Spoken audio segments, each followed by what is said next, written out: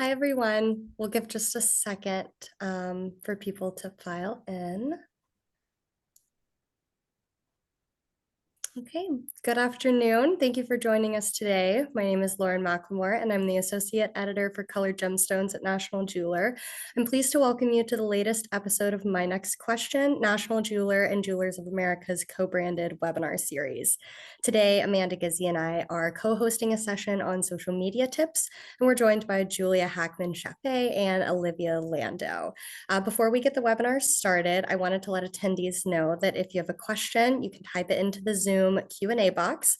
I'll be back on at the end of the discussion to share those questions. Also, today's session is being recorded and will be available on the National Jeweler website on Monday, November 13th. Now I'll hand it over to Amanda to get the discussion started, and I'll be back to field any questions at the end. Thank you, Lauren, and welcome everybody. We are so delighted to have everybody with us today for what is sure to be an exciting hour together to talk about unwrapping social media. Just in advance of the holiday season, this is a very timely discussion, and I'm delighted to be joined by three of the best with Lauren. So thank you, Lauren, for introducing the session and co-hosting with me today. And then two who will most certainly not be strangers to any of you if you are currently active on social media. And I'm going to read a quick short bio for each of them in the event that you're not familiar with them. Olivia Landau is the founder and CEO of The Clear Cut. She's a diamond expert, GIA gemologist, fourth generation jeweler with experience at Tiffany & Co. and the diamond wholesale jewelry industry. While working in wholesale, Olivia's friends began to ask her for advice about purchasing engagement rings. They inspired her to start an educational blog as a resource to them, and quickly she became overwhelmed with requests for bespoke diamond engagement rings.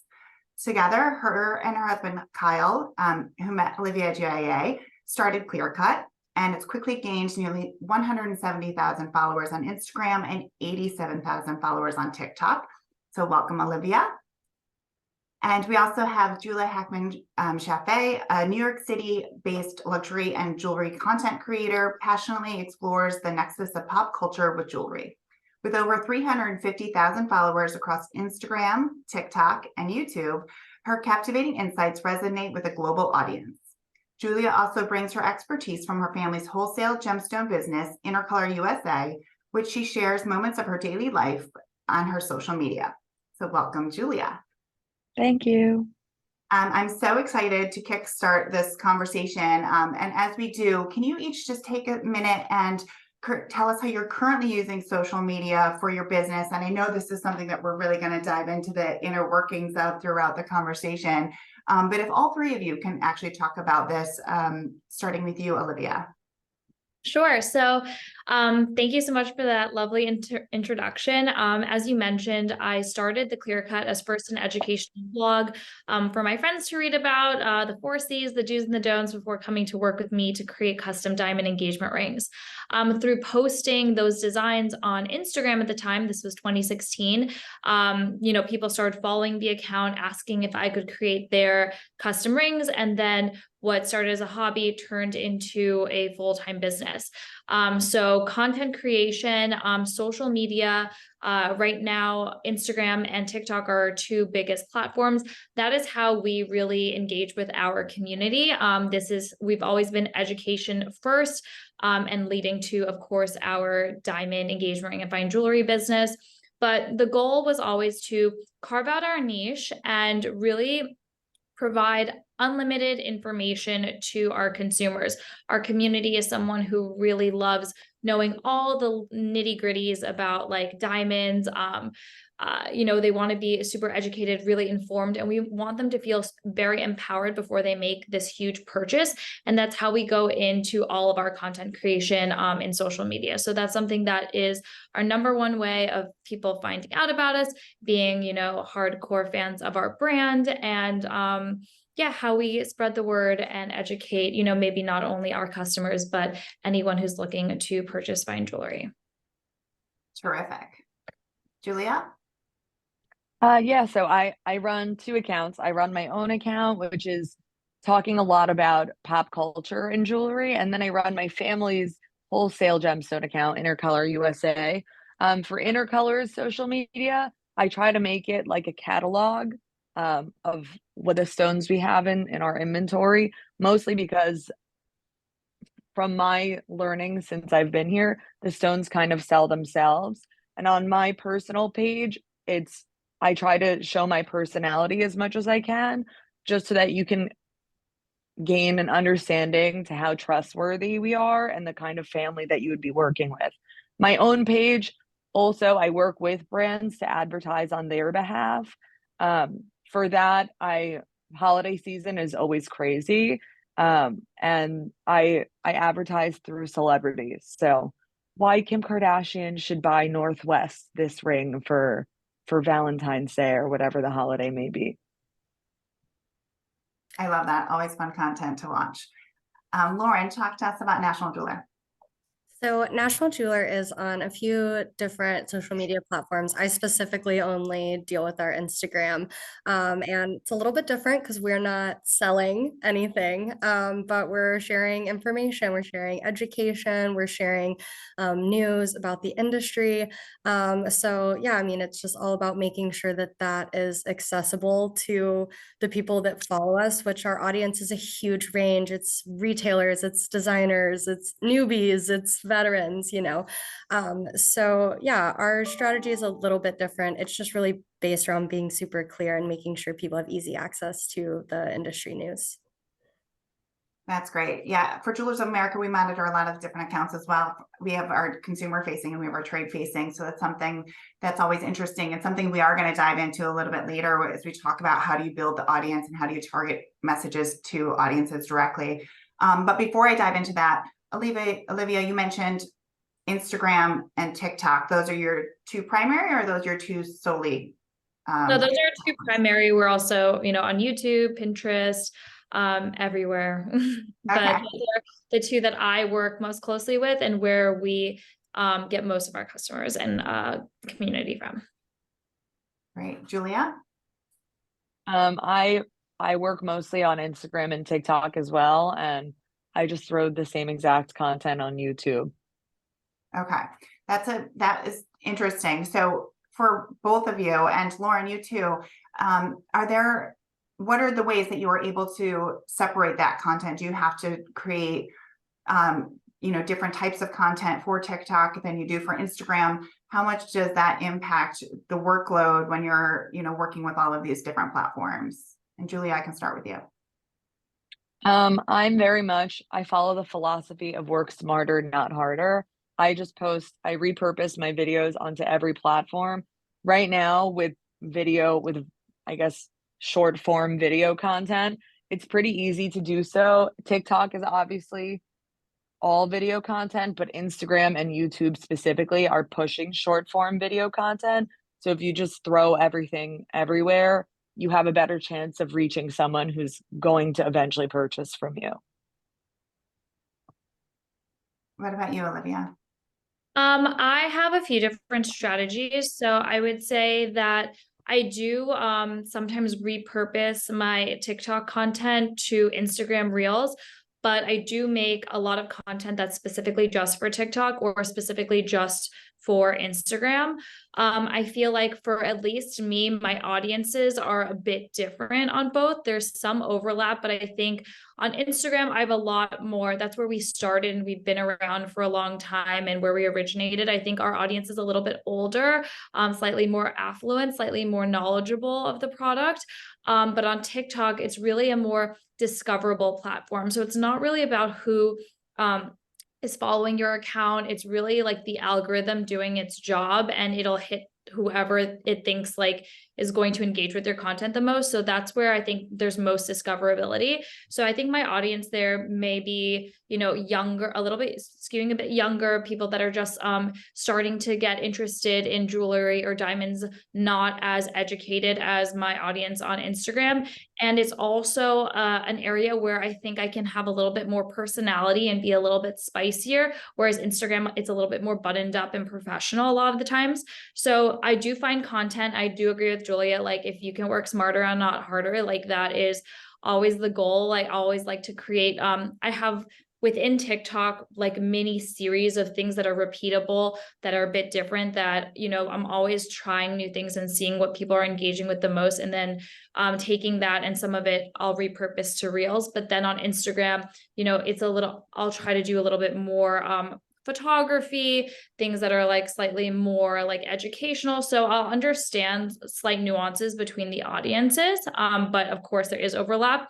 And for YouTube, we do longer form videos once a week called our Clear Cut Classrooms on Instagram Reels, but we will edit them slightly differently for YouTube specifically, because we noticed that on YouTube, if you're filming vertically, it's not going to do as well as if it's like horizontally. And if you do slight editing, that's more like YouTubey, there's more engagement. So it does require a little extra editing and work. But we try to, if you're going to sit down for a filming session, get as much out of it as possible and purpose it for the slight nuances between each platform. So in that case, Olivia, are you literally shooting the same time on two different devices, one horizontal, one vertical? Are you having to talk to me about that physical process? Because to me, that's like the most daunting for so many people, is how not only is it daunting to create the content so frequently, but the actual setup of it all. So I find that fascinating. So for instance, if we decide like today we're going to film, this is what I'm going to say my holiday gift guide for under 500 is. This is what I'm filming today. We have a little studio that we have in our office set up. So set up the lights, everything, a few different cameras. So for Instagram Reels and TikTok, I'll probably film it like in a more casual way. Like for TikTok, I'll usually film it like selfie style, maybe like edit a bit. But then for the longer form, yeah, I'll have a few cameras set up of different angles, so we can take different camera angles and then edit them differently for like a longer form classroom. And I may say a little bit more for that versus the TikTok. And then the editing post-production for YouTube will be a little bit different as well. But trying to get it all in one at one time and then edit a bit differently later. Gotcha. And Julia, how about you? Are you filming same content multiple ways? Are you, because you're doing the one way, you're able to just shoot it once and post it multiple platforms? I'm shooting it once and posting it on multiple platforms. And are you shooting mostly on iPhone? Everything is on my iPhone, and also done in my bedroom before I go to work. So it's very, very low budget, everything that's going on. And I love that. And I love to be able to show examples of how different people can build success on social with all ranges of time constraints, budget, being able to shoot something from your phone in your bedroom before you walk out to work, and how you can be so immensely successful doing that is inspiring to so many people. And one of the reasons we wanted you here today. So thank you for sharing that. Thank you. Lauren, you at NJ do things a little bit different because you're attending events, right? So that's the majority of the content that you're able to get is when you're attending fashion events, or you're attending editor events and filming content and taking pictures there, correct? Yeah, so that's actually something we want to work into the branded Instagram a little bit more. Me and the other editors, a lot of that event content goes on our personal platforms, which for editors is great because sometimes we have an audience that in the end we'd like to drive to the brand, but if they're getting it just from us, then that's awesome too. For the brand, we do a lot of static, less video, but more just about getting the information out there. You obviously can't post a whole article in one static post. It's too much text, it's too much to read. So we just really focus on the short snippets, the headlines, giving people as much information in as few words as possible, because Instagram is such a visual platform. So our current strategy right now is just to, make especially for the stories, beautiful imagery. That's always at the top of our list to go on our Instagram, and really prioritizing the visual and the headline at the same time. So overlapping them in a way that someone might see the picture, and then it draws their eye to the headline. And then, linking everything, making it super easy that if we can catch their eye on the photo with the imagery, that they can get to the article in one click. That's really important to us too. Perfect, thanks. Before I move on to some of my other questions, Stephanie in the chat just popped in a question that I thought was really interesting, and I wanted to talk about it now because it's timely, because we are talking about shooting with phones. So what brand and model of camera do you use to film? In your case, I guess, which iPhone model? And what is the best brand lighting to shoot jewelry and make diamonds sparkle? Does anybody have any tips? I mean, I honestly think all you need is like a ring light and an iPhone. I like just got the new iPhone, but before this I was using the 12. I mean, I think all iPhone cameras from the past few years are good enough, but that's all you really need, I think, these days to create great content. And I assume, Julia, same for you?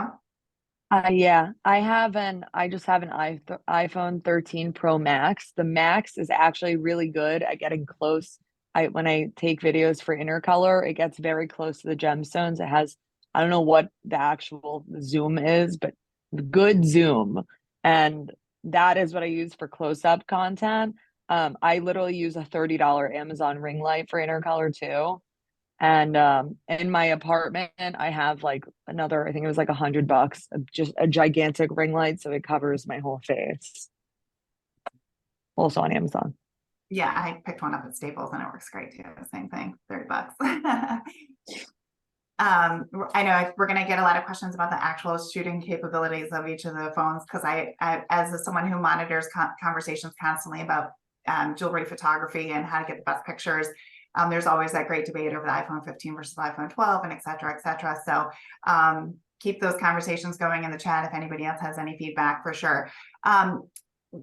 Very early on, Olivia, you mentioned your audience.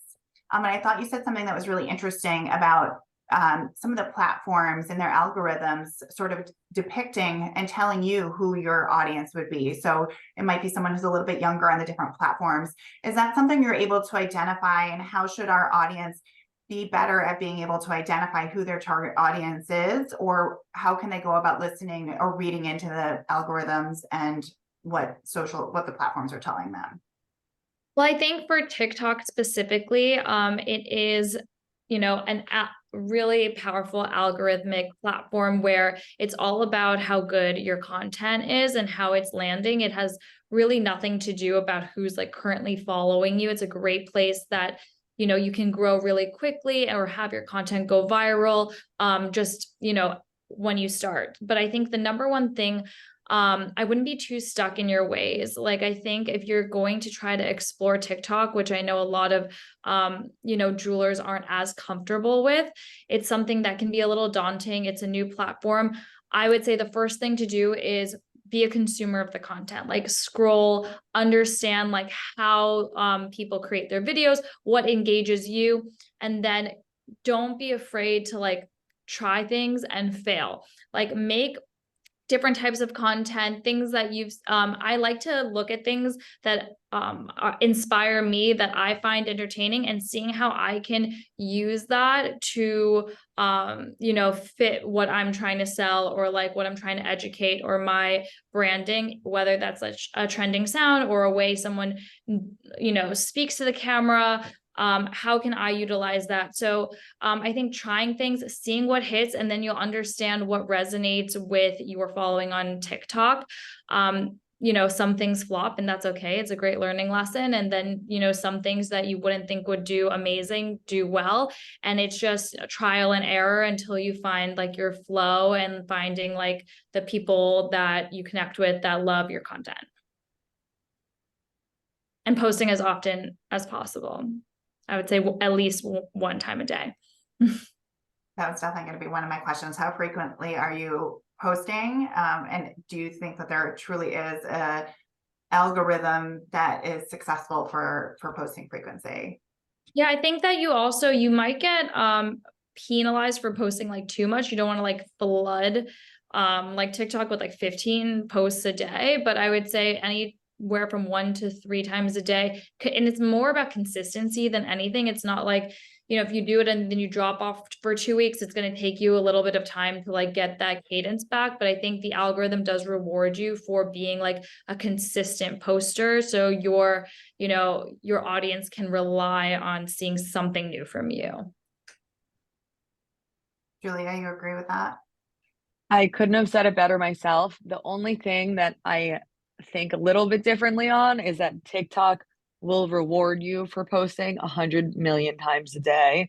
That's how a lot of these big influencers started, is by posting like just dumping 15, 20, 25, 30 posts a day. I don't know if you know Victoria Paris. She did that for like 6 months straight and got a million followers from it and like quit her job. But do you think it's still But like I think it is still like that. I don't think that but I think that on Instagram, if you dump like that, you get penalized for it. But on TikTok, I think that they just want content, content, content.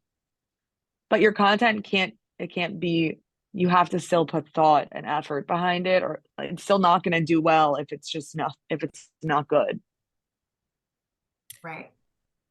We have a question higher up in the chat asking, Olivia, you mentioned you like to look at things to get inspired. I'm sorry, another Olivia is asking where you go to get that inspiration from. I go on whatever platform I am, looking to create content for. So definitely like even, for a few days I wasn't scrolling on TikTok and I was like, I don't feel inspired. I don't know what to make. Like you do have to, although it seems like counterproductive to like sit and scroll and participate and be a consumer of the content to really understand like what type of content to create for your brand or your business. So sometimes I'll just sit and I'm like, okay, I don't even feel like scrolling right now. Even though I know this is something that I should feel guilty doing, but it is like a big part of my job to be a consumer and be like, have a pulse on like what's going on. Yeah. I mean, we're all doing that mindless scroll anyway. Like you catch yourself in that TikTok zone where suddenly it's like, where did the last 30 minutes go? So it's like good to watch it with that intent.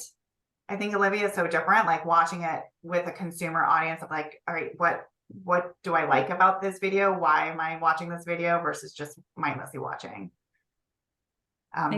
That's great.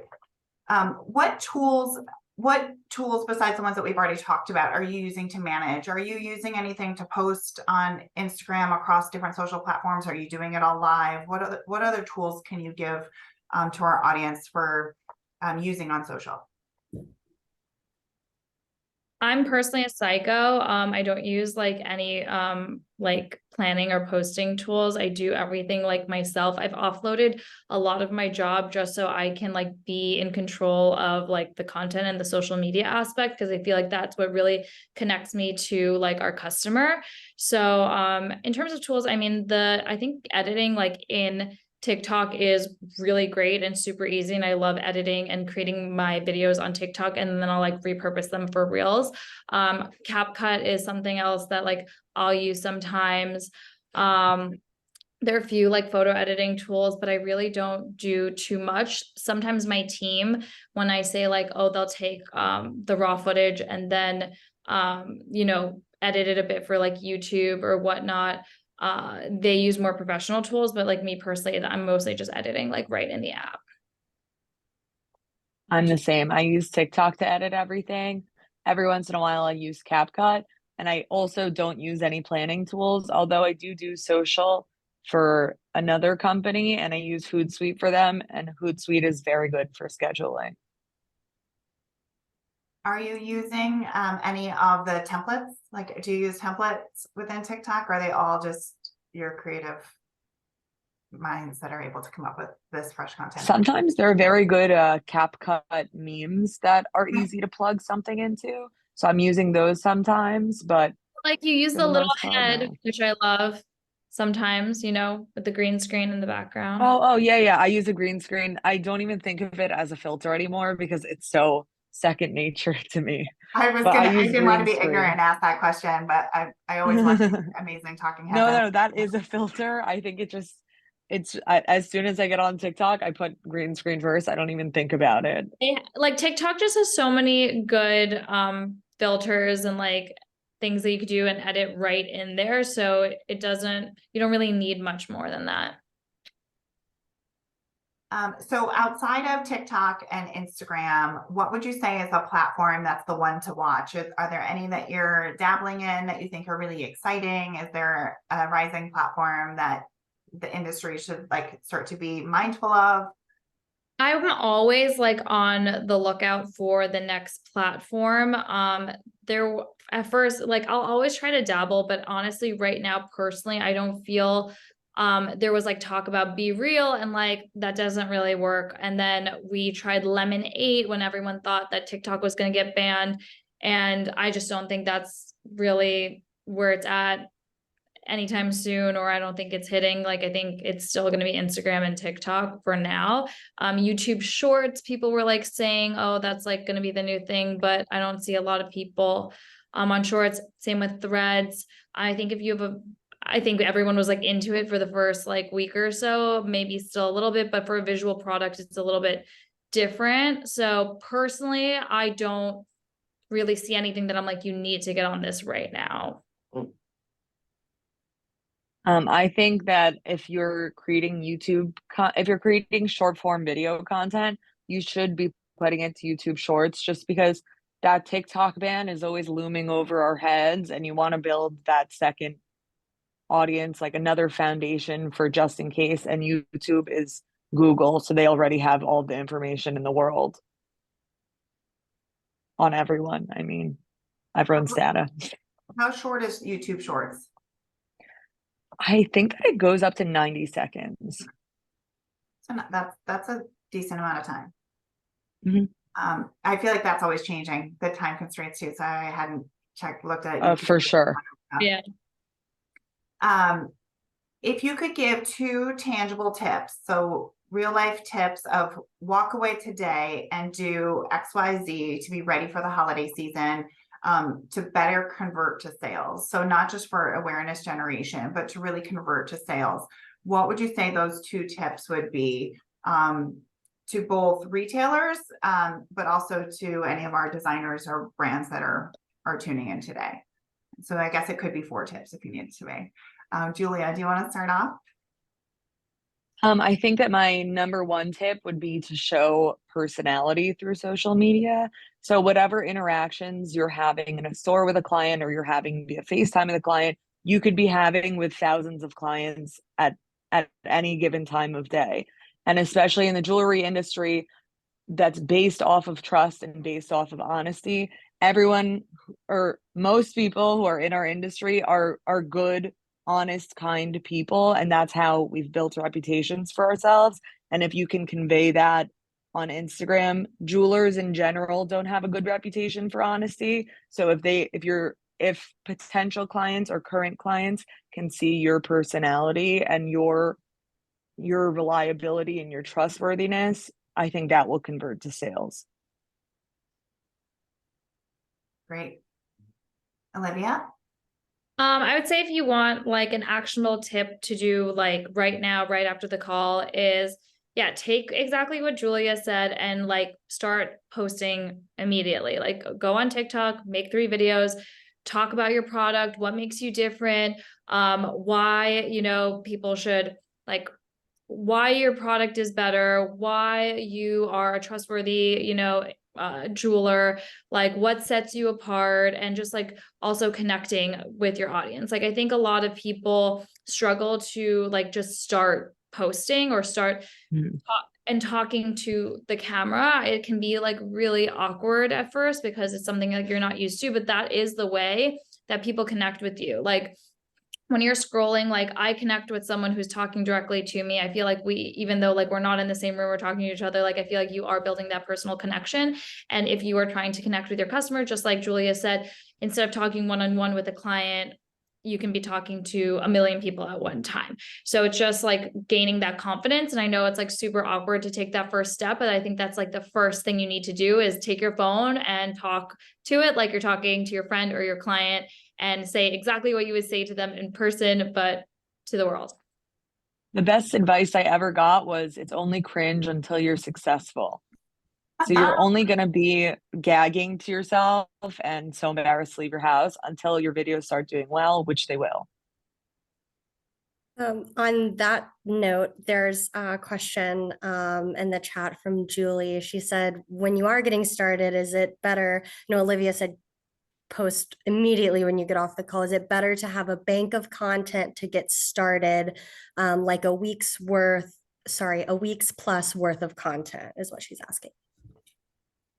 No, that's not necessary. I would say like just start and I think it's like really authentic to you. Like it's always good to have like extra content if you like need to rely on it. If you're gonna do batch, like that's fine. But I think it's also good to like react to like how Julia, like if someone gets engaged or like there's something very timely, you need to like be able to act on that like right away and not have to like be like, oh well, I have this month like already planned. Like you have to act on like things that are timely that are relevant and that are going to like that are people are interested in too.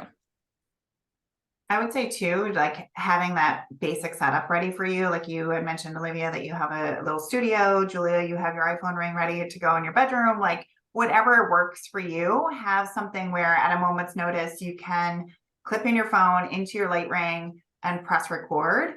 That's going to make you 10 times more successful, just being able to be ready and to have a clean space or a not clean space, whatever works for you. Everybody's different. It can be a true bird's eye view into your messy workshop. Like, I don't know, like, is it your tool bench? That could be your look. So everybody has something different, but just to be sort of ready at a moment's notice for sure.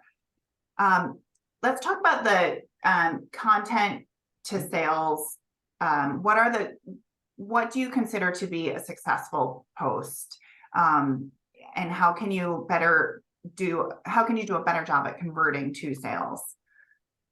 At least for me, I think it's not like selling a pair of socks or something that if you have an Instagram ad, someone's going to click on it and buy it right away. Like jewelry is more like I think has a life cycle of like a B2B sales cycle where it is something probably a client has to see a lot of content, get really educated on, consider for a while before they make that purchase. So it's not like an instant gratification purchase. And I think that's how you have to think about the content. I think you have to think about it as like you have to be consistently educating, talking about your product, your differentiating factors, and just know that different people are, even if you said it a million times, new people are going to see your content and to your account. You're going to have to repeat yourself a million times again. But the more of that consistency and consistent message, that's what's going to lead to sales. Love that. Anything different from you, Julia, on that? I think I'm in the same exact boat, which I actually learned from Olivia from our collection together. Oh, I love that. Wait, can we talk about your collection together?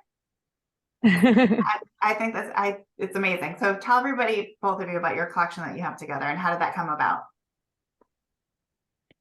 So we partnered on a capsule collection.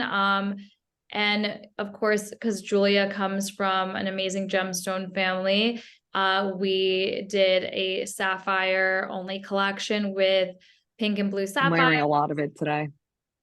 Yes. My necklace, my other necklace, my earrings, my bracelet.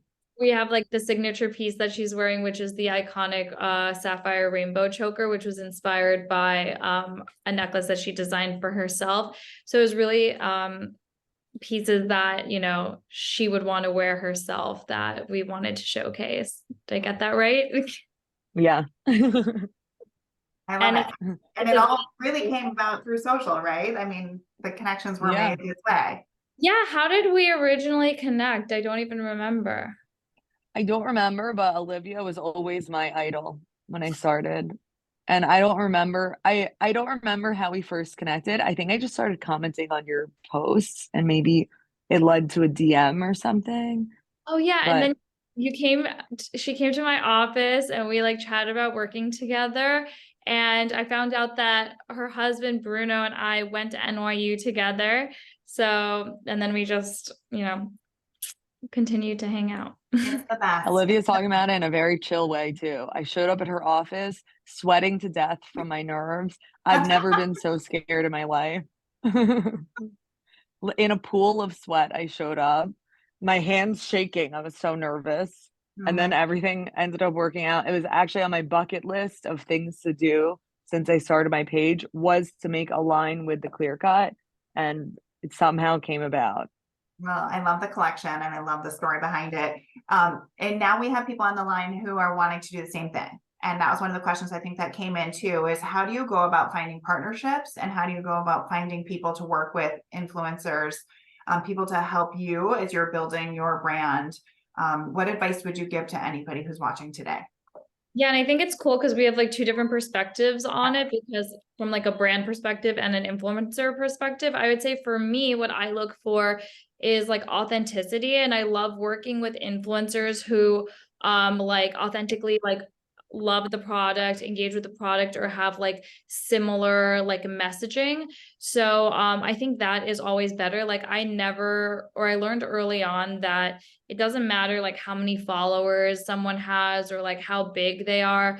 You know, sometimes influencers, their messages can get lost very easily on the consumer because they're promoting so many different things, and it just like nothing really sticks because it doesn't feel authentic. But if it's someone who is already a customer of ours or already like loves the brand and engages with it, then no matter what size following they have, you know, that comes through. And I think that is way more valuable. So that's what I look for more. So like engagement and authenticity over like the sheer number of like followers.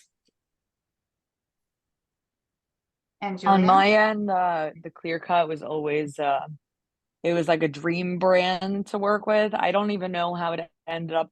It was one of my, let me just think, reach for the stars and just write it down and see if it happens. Um, on my end, I would say that I would only be looking for a partnership with a brand that I think has good values would be the most important, because that brand will end up representing you too. And you don't want anything to get lost in there. So having good values is number one. Um, and having, I guess, like a similar client base. Like me and Olivia, we're both from New York. Well, I guess Olivia's not from New York, but we're both based in New York. I really like her taste. I know she's an honest person. We're both from gem backgrounds in our families.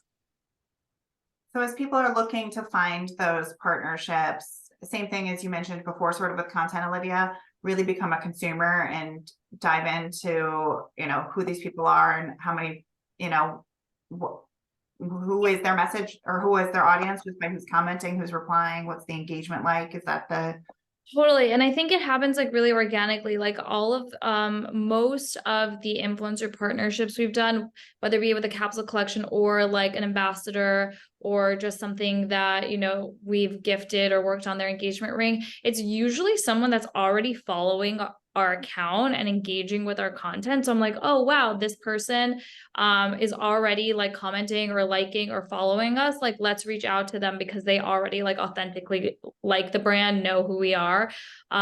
So that's probably like the number one best way. But otherwise, like who do you love? What do you love their values? Do you appreciate what their recommendations are? Do you like trust them? Those are things that I would go off of if you're like trying to widen the net too. Great. Lauren, anything to add on that?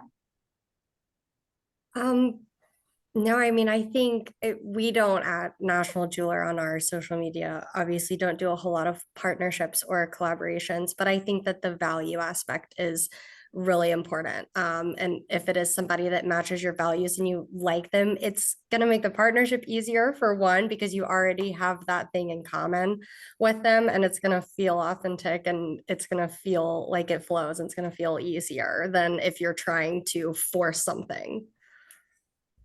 Totally agree. Totally agree with that. On a fun topic, what's your top performing social post of all time? Do you know? I think I'm not sure if it's like all time. It's Or one of, that's fine. one of, I think it's actually really funny because it's something that I filmed in like less than like 5 seconds. It's like one of my pinned TikToks, and it's the one where I don't even say anything, but I found a trending sound. And it says when you bought a 2-carat lab grown diamond for $15K last year, now you can get one for $600. Totally. I actually remember that one. That's amazing. And what was the performance? How many views? This one has over 1,600 shares, 1.5 million views, 18,000 likes, and 1,500 comments. Wow. And Julia, how about yours? Mine actually came like 2 weeks ago and it was on an ad, which is so weird. But it was one of an Indian bride reached out to me to talk about her wedding, and her wedding was really crazy. And I checked as of last week, 10.6 million views. Wow. Wow. Incredible. That actually is a great segue when we're talking about paid versus organic social. What advice do you have for companies for not so much the dollar amount, but how much people should be investing in social, and what is the true rate of success organic versus paid, and how much do they have to budget of their marketing budget should be going into social? I mean, personally, we have never done a lot of paid social. We do kind of like the bare minimum for ad spend, mainly like defending our name on Google, like some meta ads, but spend $0 on TikTok. I think like personally, if you're just starting out creating content or creating a social media presence, I don't think it's worth spending much money on paid ads if you haven't invested a lot in your organic content yet. So I think there's so much to do. People think that you have to spend right away, and like, I don't know, it's too much to like create the content and this and that. But I always think like you have to really build up your organic content creation before you should even start thinking about putting a significant budget towards paid. Julia, what do you think? I think Olivia probably has the correct answer. For Intercolor, we don't do paid ads. I think we just do them in like Tucson and Vegas for Right. who's around us. But because we're not selling to regular consumers, it doesn't work for us. And on my page, I've never paid for an ad. But on the other hand, I can tell you about like influencer budgeting, which is the brands who I've worked with. My main goal is brand awareness. It's not necessarily sales, because just like Olivia was saying before, you're not selling a pair of socks. So I don't know if I can sell your $500,000 necklace with one TikTok. And for my clients, I've had clients. One client I've done over 45 videos with. I have another client I've done over 20 videos with. Their numbers have gone up. My other clients recently, one of my clients went up 12,000 followers from my post. It's definitely valuable if you're working with the right people and you're searching for brand awareness. I've sold pieces. I know when I work with Levion a lot, and I know that someone came into one of their stores, I guess, or a booth in, I think it was in K Jewelers, and showed the sales associate my video and said, I want these earrings right now. And those were $60,000 pair of earrings. But for the most part, my client is not going to be telling me those stories if they're happening. All I know is what I can do is brand awareness, which has its own value. When I think that comes to like, what's the difference between like, if you're going to have a budget for like paid ads versus if you find someone like an influencer that really resonates with your audience and can give you like real conversion metrics, like that's another like more creative way to spend your advertising budget than in just like straight up like pay to play like meta ads. Right. Absolutely. A little bit earlier, Olivia put into the chat, how do you suggest gaining new followers organically? And I think it sort of comes back to that posting frequently, correct? Yeah, and I would say it's a lot harder these days to grow on like Instagram than it is on TikTok. It's still a lot easier. I mean, it's harder now than it was 2 years ago on TikTok too, but I think it is the consistency, the creativity, And which is annoying because it's a lot of like, it's like the sweat equity, like continuing to like put in the work. But I think that those are the best ways. Love that. I agree with that. I think it's just about posting frequently, and even though I don't stand behind the idea of virality being everything, I think that one video going viral is very helpful for someone to go back on your page only if you have a catalog of good content there. And once you have that good catalog, then that person will give you a follow and eventually hopefully convert. But that viral video doesn't mean anything if you're not consistent and if you don't have a good catalog. Yeah, for sure. So needless to say, you guys are constantly following the trending songs and tunes and all of that fun stuff on TikTok. So at least you have a little something to help you along the way, right? I wish it was that simple. Oh God, I know it's not that simple. Trust me. Absolutely. I am going to now turn it back over to Lauren. I know that there's a lot of questions that have come in. So Lauren, I will turn the floor back to you for questions from our audience outside of the chat. And thanks, everyone. That was a great discussion. And as a reminder to attendees, you can still type your questions in the Q&A box as we are going through those. So I'll go ahead and start off with some things that are in there. What are some successful social media campaigns that have been working well for jewelry retailers around the holidays, which are upcoming?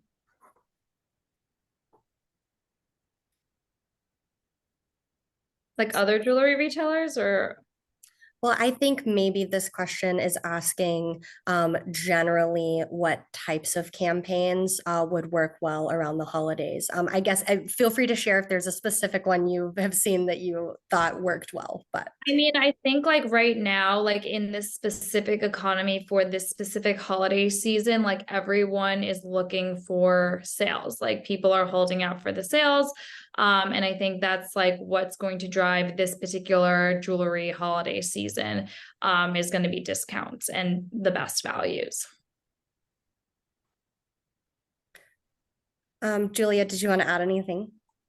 I agree with that. Yeah. Okay, great. There's a couple of questions. I'll kind of combine them all in together. There's a few people asking about the relevancy of Facebook shop and also some questions about Twitter. I know we've talked a lot about Instagram and TikTok on here. So if either of you want to speak to if those are still worth putting time and effort into. I don't use Twitter at all. Yeah, I was going to say, I think Twitter is a waste of time. Okay.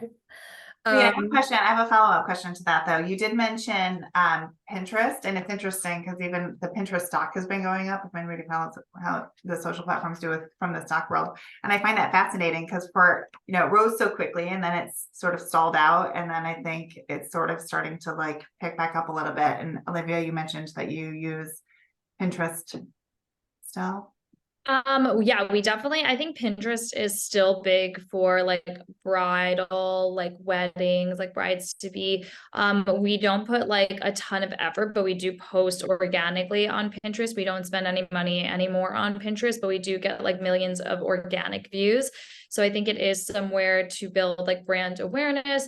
Not sure like how much people are purchasing directly from Pinterest, but at least with the jewelry space or bridal specifically, I think it is a good place to not ignore. Okay. I don't have much experience on Pinterest. Actually, ironically, the only time I've ever used it as a consumer was before my wedding, looking for stuff. And then since then, I have not. That app is deleted. Yeah. Or if you like need to redo your home or something. Yeah. This is a great question.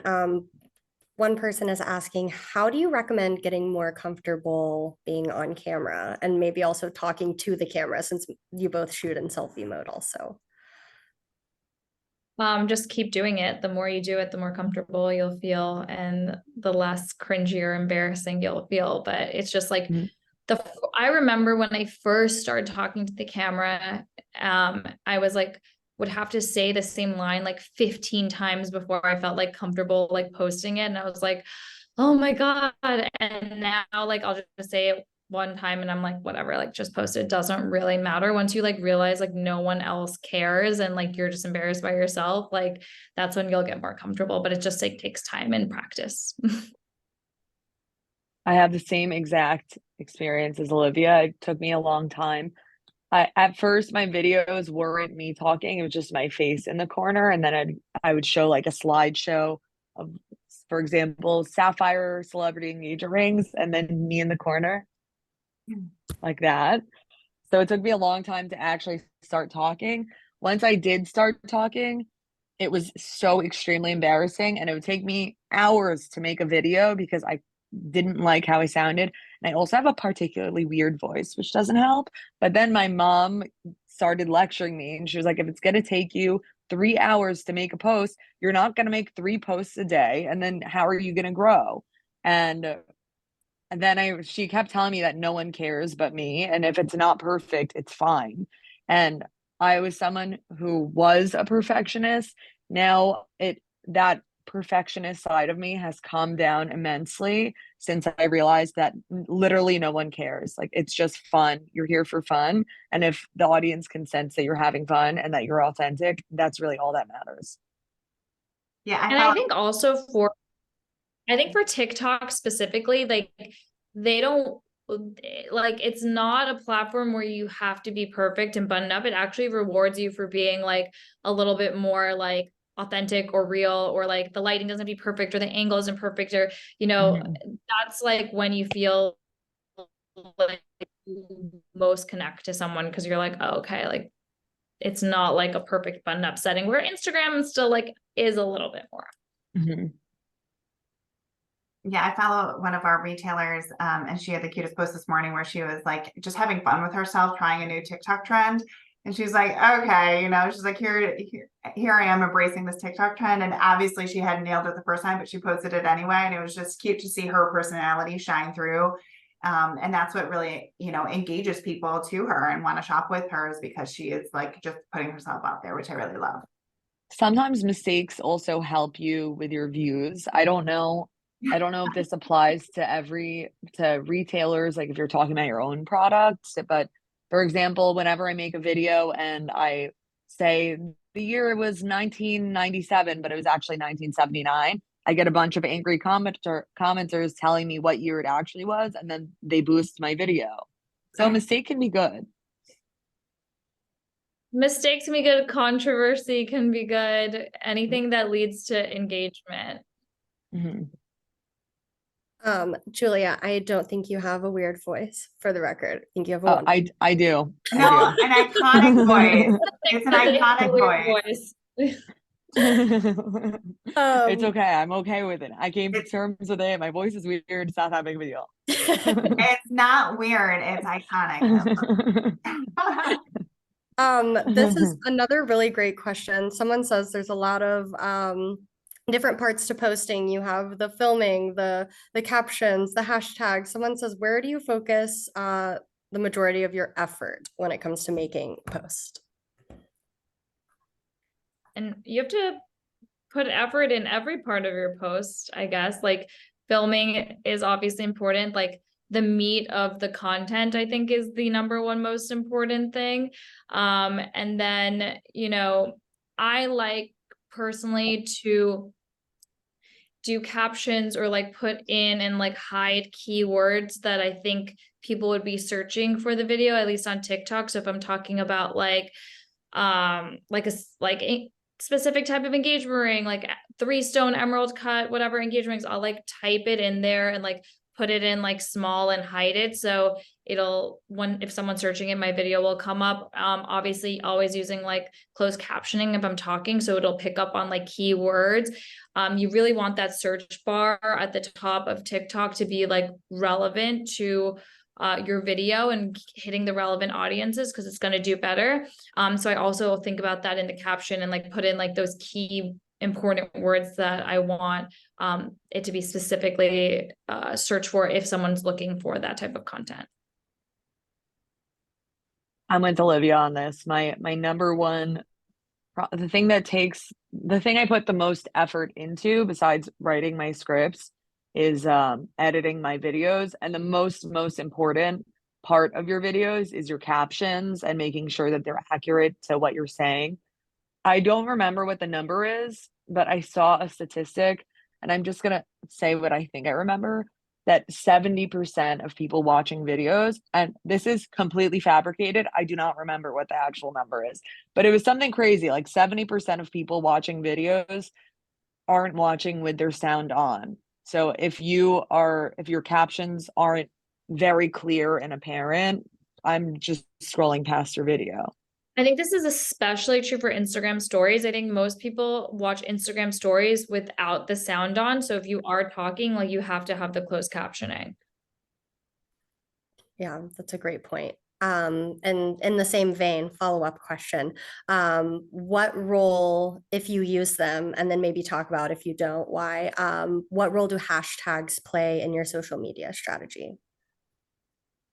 I think Um, hashtags, oh, you go ahead, Olivia. Sorry. No, you go. I didn't have anything that insightful to say, so I'll follow up. I think that hashtags are less relevant as time goes on, and since TikTok, since captions, I think, and since closed captions in your video and the captions you put under your video are kind of getting all the keywords ideally that a video would need to push, that the algorithm would need to push your video, hashtags are much less relevant. Do I still put them because just in case? Yes, but especially on TikTok, I have literally never searched for a hashtag in my entire life. And on Instagram, they actually let you on Reels add relevant topics to help filter your video to the right people. So I think hashtags are not that relevant. I still put a, a heck ton of hashtags just in case one of them helps push me, but not that relevant. I completely agree. I think with the closed captioning and your like actual captions, it becomes less relevant. I still will put like certain hashtags on things, just like why not? But I don't like it's not as important as it used to be. I don't know if people really search hashtags specifically like they used to. So it's just like again to get your video onto the right category because like people use TikTok like they use Google to do searches. So you want like if someone is searching like engagement rings or sapphire earrings or whatever that your video is the one to like come up as one of the top ones. Okay, a couple questions left here. I'm going to try to get to most of them. This is a very specific question, but I have a feeling it's widespread and a lot of people are wondering. Camera settings for focusing on their jewelry. Olivia, you mentioned, I think you have the iPhone 15. Is that right? Mhm. This person 15 also Pro. this person also has the iPhone 15. So, in terms of just like we touched on this a little bit at the beginning about lighting and whatnot, but you know, getting her camera to focus on the jewelry. I think like for me, I use my camera mostly for video versus like still photography because I feel like to capture diamonds in particular and like the sparkle, it is really hard to do that in a still photo. So that's why most of my content is always going to be video form. And I think like obviously you just like make sure that the diamond is like the focus and that's what's going to like show the beauty of the stone or the piece a little bit better than like still photography is like really tricky because diamonds are hard to photograph. Totally on board with that. The same goes for gemstones, for colored stones. I don't think I've taken a photo of a gemstone since I first started at Intercolor. Um, and my camera settings, one of my friends actually set it up for me, so I don't know what they are, but it's basically the worst possible option for your storage is what you want your camera to be set at. And if you search it on TikTok or YouTube, like how to make your camera the clearest, I'm sure that there's going to be a way to guide you. All I know is that my camera is horrible for my storage. every can single show you. video is like 7 gigabytes. No, I know you have to use so much storage. I can literally show you. I changed my camera settings like the other day to make them better for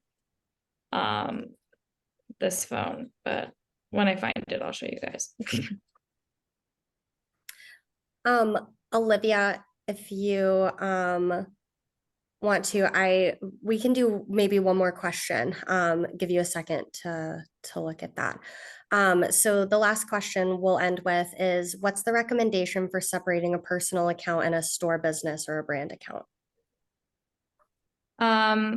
I have a personal account that is like my personal like life and like things, and it is separate from my business account. Sometimes things like I'll like connect them together if it's relevant or like an article like that, but I like social media as like a person too, and I think sometimes it can be like take the fun out of it if it's just for business all the time.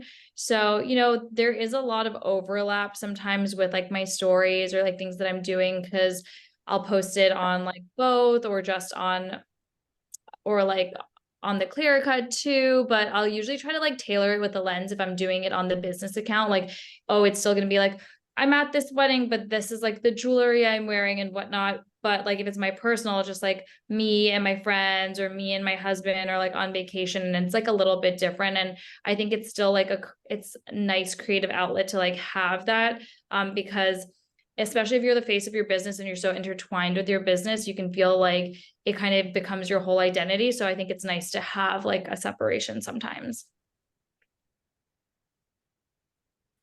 And I know, Julie, Olivia, you have way to two. describe exactly how I feel.